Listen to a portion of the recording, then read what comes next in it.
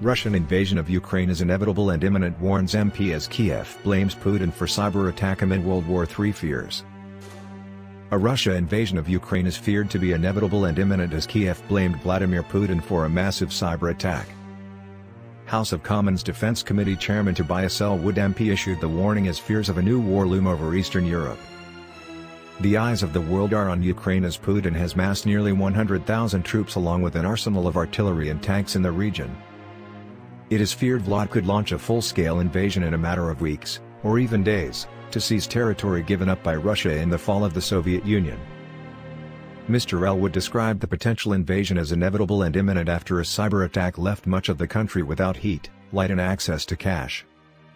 And today Ukraine pointed the finger at Russia over the hack, which is feared to act as a prelude to an invasion. Russia has denied it was behind the attack. "I am afraid an invasion by Russian forces is inevitable and imminent, and we have allowed this to happen," Mr. Ellwood told the Daily Mail. "We had the opportunity to place sufficient military hardware and personnel in Ukraine to make President Putin think twice about invading, but we failed to do so." He added, "Only President Putin knows what he is going to do next, but next week would seem pivotal. He has negotiated himself into a corner, and after NATO refused to bow to his threats, seemingly only one option remains." In a subsequent tweet, Mr. Ellwood wrote, "Russia is on the brink of an invasion, and once again will try to redraw the map of Eastern Europe. History will ask, why did we not learn from history? Putin is believed to want to reclaim many territories lost at the fall of the Soviet Union. And he first made inroads into Ukraine back in 2014 when Russian troops illegally annexed the Crimea Peninsula, sparking international condemnation. Conflict has raged in eastern Ukraine ever since as Putin-backed rebels fight against the government in the disputed Donbas region. Ukraine said on Sunday that Russia is believed to have been behind the cyber attack last week. All evidence indicates that Russia is behind the cyber attack.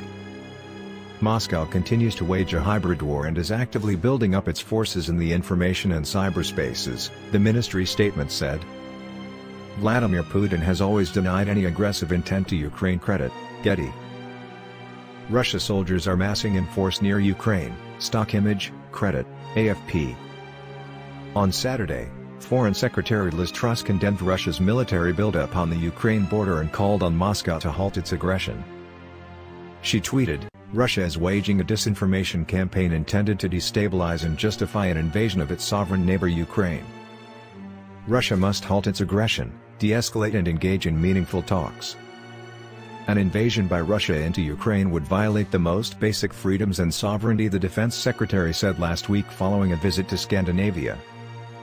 Issuing his second warning in a week to Moscow, Ben Wallace said there would be consequences of any Russian aggression towards Ukraine. Tensions on the Ukrainian border continue to be fraught, with the U.S. suggesting Moscow is preparing for a false flag operation in order to spark an incursion into neighboring territory.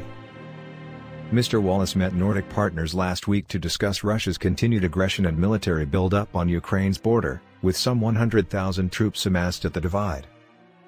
The defense secretary said, "The UK and our Nordic partners are united in our approach to upholding European security.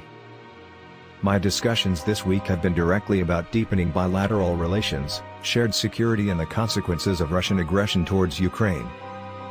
Our discussions were clear that a Russian invasion of Ukraine would be a strategic mistake, violating the most basic freedoms and sovereignty.